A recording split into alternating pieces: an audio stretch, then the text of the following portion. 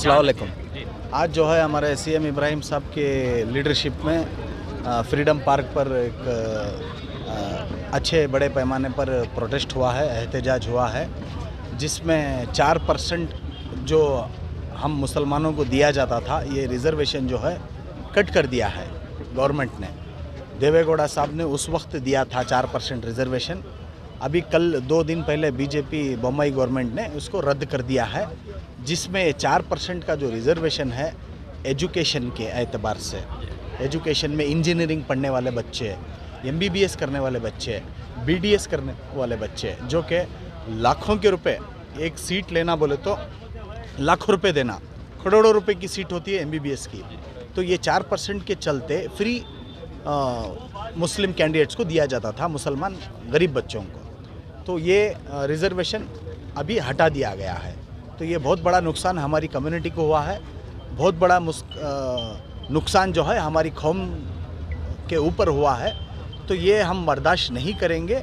इसके लिए चाहे हमें सड़कों पर सोना पड़े, चाहे हमें रोड पर बैठना पड़े, चाहे ऐसे एहतजाज कई सारे करने पड़े, तो इंशाल्लाह ये करने के लिए हम सभी तैयार हैं। एक तरफ ऐलान होता है एहतजाज से कुछ फ़ायदा नहीं है, लीगल फाइट करना है इस मौके पर। हाँ, लीगल प्रोसेस भी हमारी टीम जो है लीगल, अभी वही बारे में डिस्कस हुआ।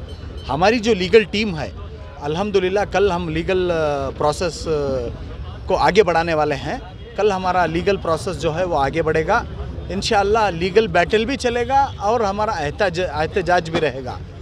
दोनों एतबार से हम जो है ये कार्रवाई को आगे बढ़ाएंगे। कानूनी लड़ाई और हमारा एहतजाज दोनों को हम लेकर आगे बढ़ेंगे, तब तक जब तक के हमारे समाज को, हमारे मुसलमान भाइयों को इंसाफ नहीं मिले, तब तक भी ये लड़ाई को हम आगे लेके जाते रहेंगे। क्या किसी वकीलिगा समाज या लिंगायत समाज के बड़े लोगों से मुलाकात हुई, उनसे बात हुई कि इस रिजर्वेशन को उनको दे दिया गया है? क्या वो खुश है इस रिजर्वेशन से? नहीं, वकीलिगा समाज के बहुत बड़े बड़े लीडर से हमारी बात हुई है। इब्राहिम साहब भी बात किए, मैं भी बात किया। कोई भी वकीलिगा समाज का लीडर जो है ये चीज़ को लेकर खुश नहीं है। हमको रिज़र्वेशन चाहिए, लेकिन किसी मुसलमान का काट करके हमें दे, ये हमें एक्सेप्ट नहीं है। ये वकीलिगा समाज के लोग बोल रहे हैं। और लिंगायत कम्युनिटी के लीडर से भी हमारी बात हुई है, तो लिंगायत कम्युनिटी वाले भी यही नाराज़गी जता रहे हैं। हमको रिज़र्वेशन चाहिए था, लेकिन ये किसी का छीन कर मुसलमान भाइयों का हमें दे रहे, ये हमको एक्सेप्ट नहीं है करके लिंगायत कम्युनिटी भी बोल रहा है। हमको EWS में डालने वाले हैं। EWS इकोनॉमिक वीकर सेक्शन के लोग, जहाँ पर ब्राह्मण लोग हैं, बड़ी बड़ी जात के लोग हैं, उनको 10% किया जाता था, उसमें हमको लगाने का। वो तो सवाल होने, वो बनता भी नहीं, वो होता भी नहीं। वो सिर्फ जो है वो हथेली में वो जन्नत दिखाने का ख्वाब बोलते ना, तो ऐसा बात है वो, उसको हम मानने वाले नहीं है। वैसे भी अभी 1 महीने में ये गवर्नमेंट का ख़ात्मा होने वाला है। ये गवर्नमेंट ख़त्म होने वाली है इंशाअल्लाह।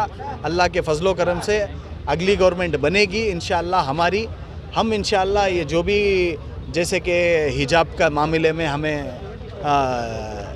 हमारे साथ नाइंसाफ़ी हुई, हलाल कट के मामले में हमारे साथ नाइंसाफ़ी हुई, जैसे कि हमारे कोई मुसलमान भाई जो जहाँ पर मंदिर मस्जिद या कहीं पर भी अपना कारोबार चलाते हैं, उनके ऊपर जुल्म हुआ, और ऐसे बहुत सारे चीज़ों पर हमें दबाया गया। तो ये सारी चीज़ें जो है इंशाअल्लाह हमारी हुकूमत आने के बाद हम इसको फ्री करेंगे, चाहे वो काऊ स्लॉटर बिल क्यों ना हो, हम इसको इंशाअल्लाह पूरा करेंगे आइंदा दिनों में। जिस जगह में जो है राहुल गांधी के मामले में प्रोटेस्ट हुआ, ना कि इस रिजर्वेशन को लेकर, कांग्रेस पार्टी की जानिब से, इसमें बहुत सारे लीडरान भी मौजूद थे, मुस्लिम लीडर्स भी मौजूद थे। हाँ, उसमें भी मुसलमान है ना, तो उनका भी फ़र्ज़ बनता है, वो लोग को भी करना ही है, क्योंकि ये कम्युनिटी का सवाल है। सर, तमाम मसलों पर कांग्रेस आवाज़ नहीं उठाई, लेकिन कल के मसले पर आवाज़ उठाई। क्या वोट बैंक के लिए कर रही है क्या? हाँ, वो तो है, वोट बैंक उनका मोटिव है, उनका इंटेंशन है इलेक्शन।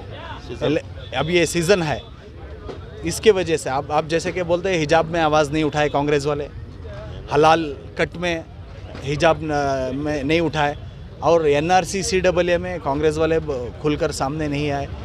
तो टोपी दाढ़ी वालों को मारा गया, पीटा गया, जब भी सामने नहीं आए। मॉब लिंचिंग हुआ गया, तब भी सामने नहीं आए। कोई भी ऐसे मामलात में कभी भी नहीं आए, सिर्फ रिजर्वेशन में आए। आप बोल रहे हैं हाँ, तो ये बात पब्लिक को मालूम है, दिख रही है कि वो एक इलेक्शन का मुद्दा है, लेकिन चाहिए कि सभी को सामने आए, चाहे इलेक्शन के एजेंडा लेकर वो आ रहे हैं या फिर किसी और का भी लेके आ रहे हैं, किसी से भी हो, बस इंसाफ हो, अच्छा काम हो। और एक ये कर्नाटका स्टेट गवर्नमेंट वालों को ये मालूम नहीं है, गवर्नमेंट ऑफ इंडिया 2004-2005 में जब साचार कमेटी बनी थी, साचार कमेटी के अंदर क्लियरली दिखाया गया था जो भी माइनॉरिटीज़ के लोग हैं, मुसलमान लोग हैं, लेबर क्लास में हैं, कूली का काम करने वाले हैं, ऑटो ड्राइवर है, छोटा काम जो करते हैं वो मुसलमान हैं, मैकेनिक मुसलमान हैं, तो इसके वजह से एक रिपोर्ट तैयार करके दी गई थी गवर्नमेंट ऑफ इंडिया को। उसके चलते एक मिश्रा कमीशन बैठा था, रंगनाथ मिश्रा कमीशन। रंगनाथ मिश्रा कमीशन में क्लियरली डायरेक्शन दिया, रिपोर्ट दिया कि मुसलमानों को जो है 10% दिया जाएगा, लेकिन आज वो 10% तो दूर की बात, जो 4% था वो भी छीन लिया गया है। मैं तमाम से गुजारिश करता हूँ, आप दुआएं करें, नमाज़ें पढ़ें, और जो अक़लियतों के लिए, माइनॉरिटीज़ के लिए बेहतर हो, अल्लाह वो सब करे, और हमें हिम्मत ताकत दे कि आपके लिए, आपके हक़ के लिए, आपके हुकूक़ के लिए हमें हमेशा लड़ते रहें और हक़ दिलाने में कामयाब रहें। एक तरफ ऐलान होता है कि एहतजाज ना किया जाए, लीगल फाइट लड़कर हक़ को हासिल कर सकते हैं, जेडीएस पार्टी की यानी से लगातार एहतजाज का ऐलान है, क्या है सर ये मसला?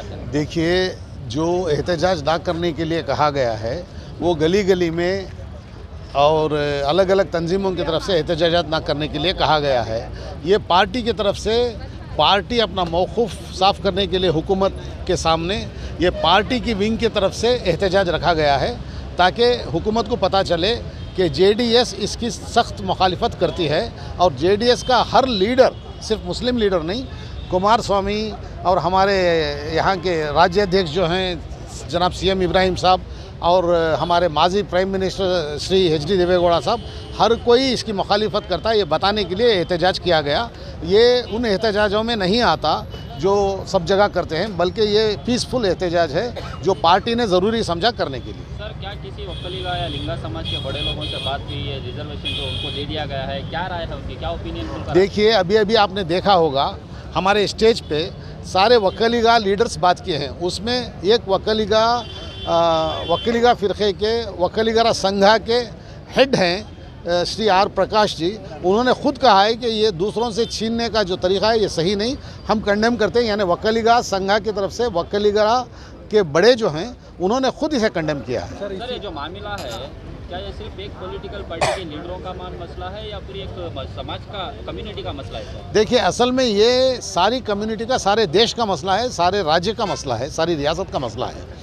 होना ये चाहिए कि जो भी कौमें या जो भी ग्रुप्स पीछे पड़ गए हैं तरक्की में, उन्हें ऊपर लाने के लिए उन्हें रिजर्वेशन दिया जाए।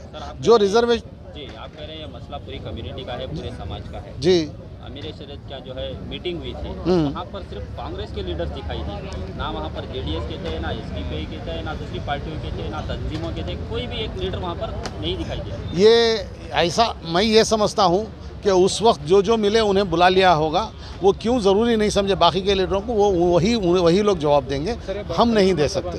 बार-बार इस तरह की हरकतें, देखिए, आप चूँकि मीडिया के लोग हैं, आप साफ देखते हैं कि हम में से कोई भी शख्स इस मामलात में पीछे नहीं है। आगे रहते हुए भी वो अपने आप को अलग रखें, वो उनकी मर्ज़ी है। हम घुस के उन्हें ज़बरदस्ती नहीं कर सकते कि हमें ले लीजिए। कह रहे हैं कि जेडीएस के लीडर जो है वो उलमा इकराम से दूर है, जो सिर्फ कांग्रेस के लीडर्स है वो उलमा के करीब हैं। कैसे दूर हो सकते हैं? जब बुलाया ही ना जाए तो कैसे दूर हो सकते हैं? जब जिम्मेदारी किसकी भी हो, कम से कम पता तो चले।